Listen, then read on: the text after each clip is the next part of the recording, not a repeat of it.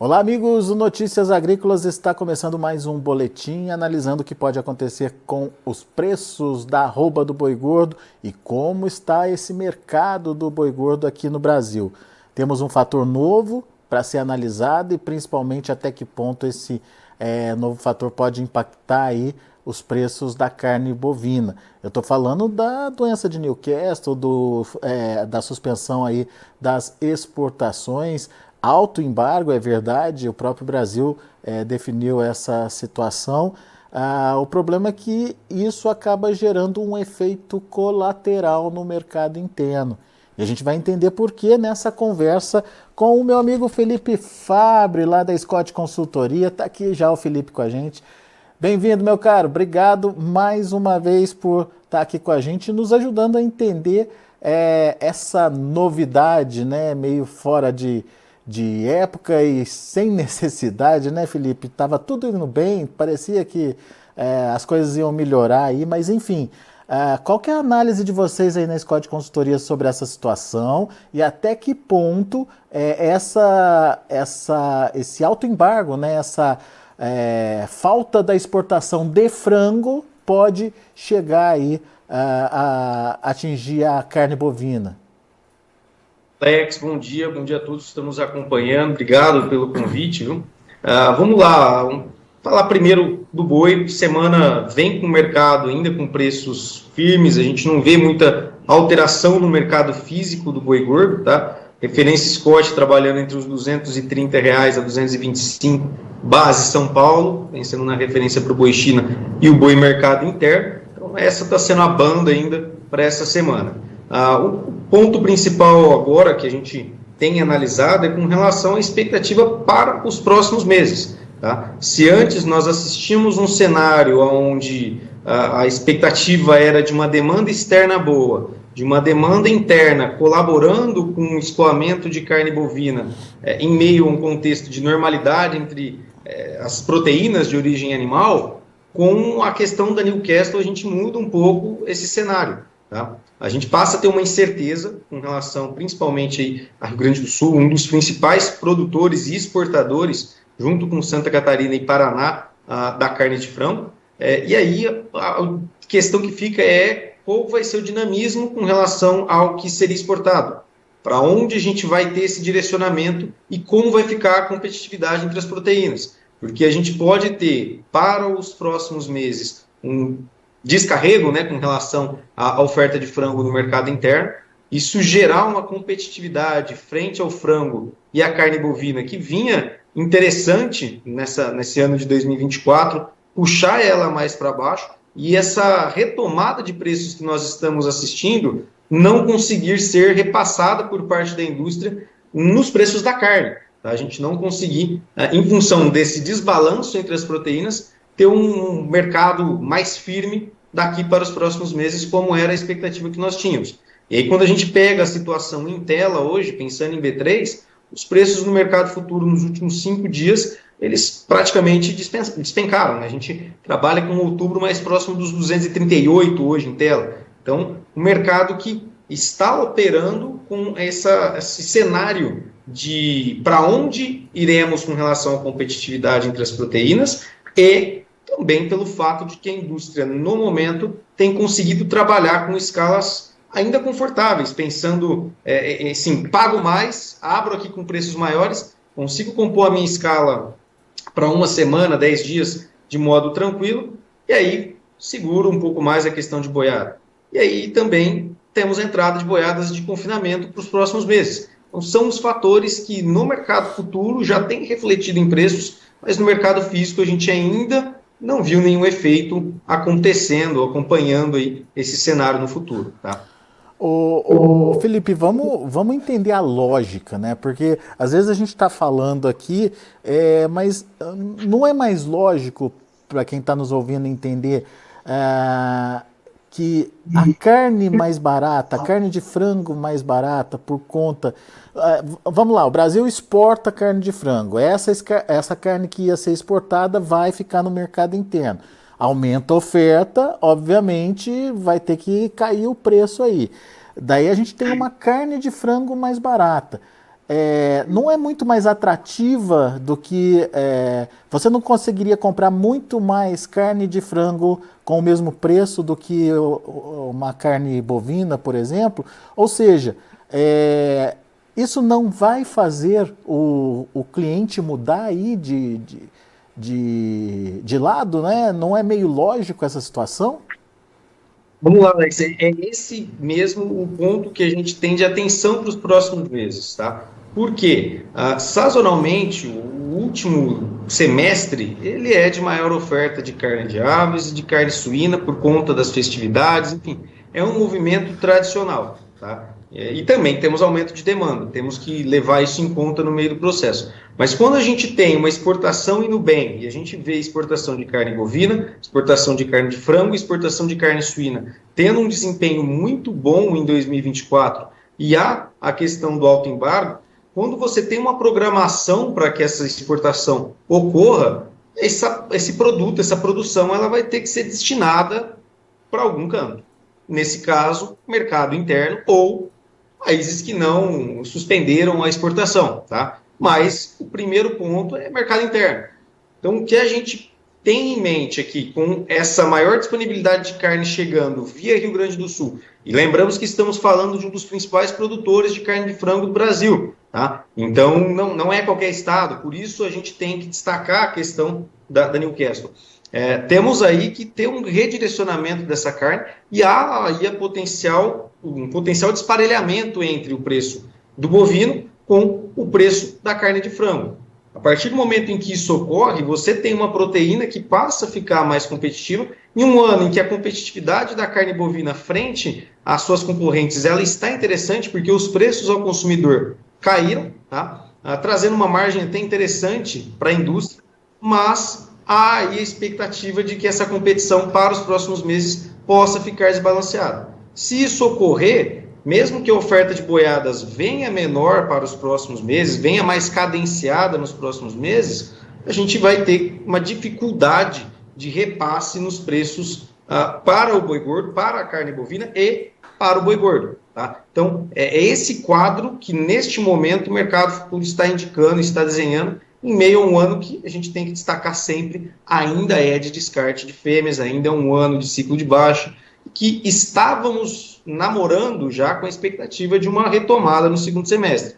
Muda um pouco o contexto e junta também, nesse sentido, a questão de programações confortáveis por parte da indústria, pensando aí nessas escalas que, quando a indústria precisa, conseguem avançar de maneira mais fácil, subindo ali R$ 5,00 o preço da arroba, R$ 6,00, fechando as compras logo que compõem a sua programação. Então, o mercado está se desenhando dessa maneira. Nós tivemos um pico de preços no mercado futuro há pouco tempo atrás, batendo até os R$ 248, R$ 250 para o contrato de outubro, e acreditamos que, se for para essa retomada de preços no mercado do boi gordo acontecer, ela se limitaria a esse patamar. Tá? Se limitaria a chegar aos 250, mas não necessariamente vai ser a baliza para os próximos meses.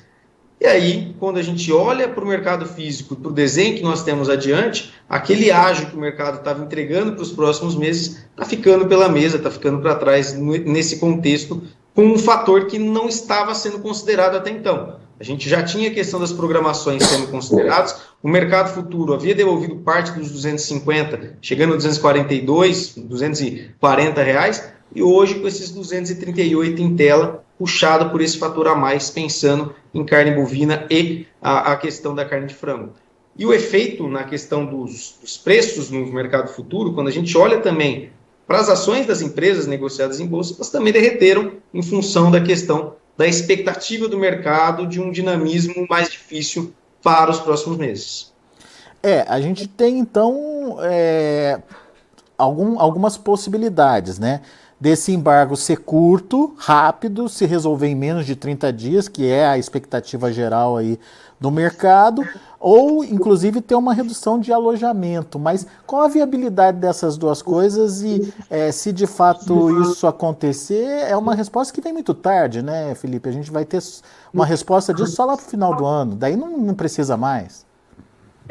Vamos analisar a questão de alojamento. Pensar aí que do momento em que o pintainho é alojado até o abate, são 42 dias. Então, aquilo que está sendo entregue hoje na mão da agroindústria por parte do produtor, o que está sendo entregue de programação nesse momento, chega ao mercado ali em meados de outubro. Tá? Então, não acredito em uma mudança por parte da agroindústria nesse sentido. A gente não deve ter um comportamento de redução de alojamento, apesar de uma resposta mais rápida por parte do mercado de frango.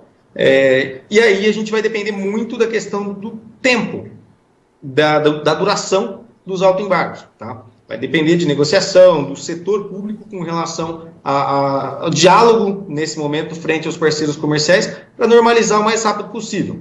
Por que a gente não deve ter um ajuste de alojamento nesse momento? Tá? Olhando para o segundo semestre, é o momento de maior demanda por proteínas de modo geral, por maior consumo no mercado doméstico. Tá? Um ajuste poderia aí significar lá na frente um acréscimo em preços, pensando na carne de frango, uma alta nos preços da carne de frango lá na frente, mas os custos de produção, eles estão baixos, de modo geral. A gente não viu um milho disparando, a gente não viu um farelo de soja disparando. Os custos nesse ano estão confortáveis. Então, vale o risco de você manter a programação para os alojamentos agora no mês de julho, talvez repensar algo a partir de agosto para a chegada ali em meados de novembro, mas não vejo nesse sentido. E aí o que vai direcionar principalmente o mercado acabar sendo a questão de quando a gente vai voltar a ter exportação. Se for um processo mais rápido, vida que segue, talvez um efeito dentro dos próximos 15 a 20 dias, no sentido de direcionamento para o mercado interno, mas se levar mais tempo, e aí a gente, falando de mais tempo, podemos levar 30, 40 dias, vai depender muito de diálogo, mais uma vez ressalto isso, a gente pode ter um efeito um pouco mais palpudo, mais forte, ocorrendo em relação a preços, tanto da carne de frango, quanto no mercado do boi gordo, e aí refletindo também no mercado de suínos, tá? Nos próximos meses. Maior oferta, expectativa de diminuição de preços, de uma oferta um pouco mais cadenciada e demanda direcionando esse movimento. Ou seja, né, Felipe, muda toda a perspectiva que a gente tinha até então de evolução dos preços, inclusive para a arroba do boi gordo até o final do ano. Mas você pontuou aí, e isso me chamou a atenção, num teto, que esse teto podia ser rompido, podia evoluir mais do que isso, mas aparentemente está se formando aí para o final do ano na casa dos 250, certo? Isso, seria o piso, pensando no que já aconteceu, e no teto, perdão, né? Pensando no que já aconteceu e no que pode acontecer, esses 250 seria talvez o teto que o mercado nos próximos meses possa vir a pagar. Vai acontecer? Não vejo mais isso com um cenário que nós temos desenhado nesse momento acontecendo. Tá? O mercado futuro já devolveu quase R$10 com relação a esse teto que nós assistimos em tela, pensando no outubro, na saída de boiadas do segundo giro de confinamento, nos contratos com maior liquidez. Então a gente assiste hoje um 238 como referência, tá? E não nos surpreenderia se a gente tivesse um ágio entre o físico e o futuro desaparecendo nos próximos meses, dado o contexto que nós temos neste momento. Tá? Então, é um ponto de atenção que o pecuarista tem que ter para seguir acompanhando as notícias a respeito desse tema, porque programação para as indústrias agora no segundo semestre, a gente tem muita boiada de parceiro, muita boiada com relação a gado confinado, que não são de parceiros aí, mas que tem uma expectativa de preços ou de retorno mais interessante, porque o confinamento esse ano esteve interessante, até o momento esteve e está interessante. Então a gente tem um contexto onde a oferta ela pode vir confortável na mão da indústria ainda para os próximos meses. O que ia direcionar era principalmente demanda interna e externa, que se desenhava um movimento favorável para as duas demandas, mas com essa entrada agora do alto embargo e possibilidade de uma competição um pouco mais disparelhada, né, entre carne de frango e carne bovina, a gente pode ter o mercado encontrando um novo patamar de preços para a referência dos próximos meses. Agora, só como especulação, né? possibilidade de uma exportação mais agressiva talvez não resolva ou não seja a solução aí para o problema, né, Felipe? Alex, pensando no mercado do boi gordo, tá? Olhando para o que a gente está vendo em 2024, já está sendo uma exportação bem agressiva em termos de volume. A gente vem com o primeiro semestre de recorde de exportação, quase 30% em volume a mais do que o 2023, que já havia sido recorde. Em julho, o volume já superou todo o julho de 2023 e deve ser o melhor mês da história em termos de exportação. Então, o que pode ocorrer daqui para frente, a gente vê aquela questão do ágio, mais uma vez, abrindo uma boca de jacaré no meio do processo, para quem tem um animal mais jovem aí no meio do contexto, entrando, tá? Pegando, mas eu coloco que, para mim, a exportação ela já está sendo considerada nessa precificação atual. A gente já tinha esse dinamismo de exportação, essa expectativa no meio do caminho. E aí o que estava vindo a mais nesse contexto era a questão cambial, que hoje encontrou o seu teto ali, 5,50, 5,55, tem sido a base e a baliza com relação a essa questão cambial, que poderia entregar um pouco mais por parte da indústria. Então, eu não enxergo a gente tendo a exportação nesse segundo semestre como um grande driver, até porque, em termos de volume, foi muito forte, e a gente pode ver os compradores desacelerando um pouco as compras agora no segundo semestre. Não acredito nesse contexto, acredito que vão seguir comprando ainda bem, até porque a nossa arroba hoje é a mais competitiva do mundo, a nossa carne é a mais competitiva do mundo, e os países concorrentes estão passando por desafios onde o Brasil até está suprindo a necessidade deles, vide Estados Unidos. Então, o desenho para exportação é positivo ainda, mas não enxergo ela como um direcionador, viria muito mais de demanda interna, e aí demanda interna agora passa a ter um ponto de interrogação com essa questão do direcionamento da carne de aves. Muito bem. Então, uma análise bem completa, detalhada, enfim, a gente precisa, óbvio, agora ter prazos, datas estabelecidas, ver como o mercado vai se comportar e se de fato essa influência da oferta que deixa de ir para exportação, ela vai recair sobre o mercado interno e como é que ela vai impactar aí na concorrência direta aí com a carne bovina. Aparentemente é jogo jogado, a gente vai ver isso acontecer, tem que só saber a intensidade dessa entrada de oferta aí no mercado a partir de agora. Por enquanto, nenhuma sinalização muito evidente nos preços, né, Felipe? Tanto do frango quanto do boi, por enquanto não, né? Não. Por enquanto, olhando para o mercado físico do boi, ainda trabalhando com um cenário de estabilidade, preços firmes, e no mercado de aves também sem nenhuma novidade. Tá? A gente está falando da questão, tem o Rio Grande do Sul como grande pilar aqui no contexto como um todo, mas ainda não teve nenhum impacto, ainda não assistimos nada, até porque é uma notícia recente, a gente está assistindo a exportação nesse momento, seguindo o seu fluxo em função daquilo que já estava autorizado, tá? E agora o que vai vir de produção é que vai ter que ter um redirecionamento no mercado. É isso aí. Meu caro Felipe Fabbri, obrigado, meu amigo, mais uma vez por nos ajudar um pouquinho a entender o mercado aí, principalmente como o mercado pode influenciar no outro, né? Como proteína do frango pode influenciar na proteína bovina, enfim, como essas questões aí podem mudar todo um cenário de expectativas que estava sendo criado e construído aí positivo para os preços. Tomara que não mude muito, Felipe, mas fica aí a nossa torcida e vamos acompanhar o mercado. Qualquer alteração que tiver, qualquer notícia que você tiver aí de novidade sobre essa questão, avisa a gente. Conte conosco, Alex. Um forte abraço a todos. Obrigado mais uma vez pelo convite. Obrigado, Felipe. Até a próxima. Tá aí, Felipe Fabbri, Scott Consultoria aqui com a gente, trazendo as informações do mercado do boi gordo, agora com essa novidade aí que é o alto embargo das exportações de carne de frango e como essa oferta maior no mercado interno pode concorrer diretamente aí com a carne bovina. Vamos aos preços, vamos ver como estão os negócios lá na B3, de olho na tela nesse momento, você acompanha comigo. Na B3 o boi está subindo, julho 230,75, alta de 0,11%, agosto R$ 233,00, alta de 0,11%, setembro R$ 234,50, subindo 0,39% e outubro R$ 238,60, alta de 0,13%.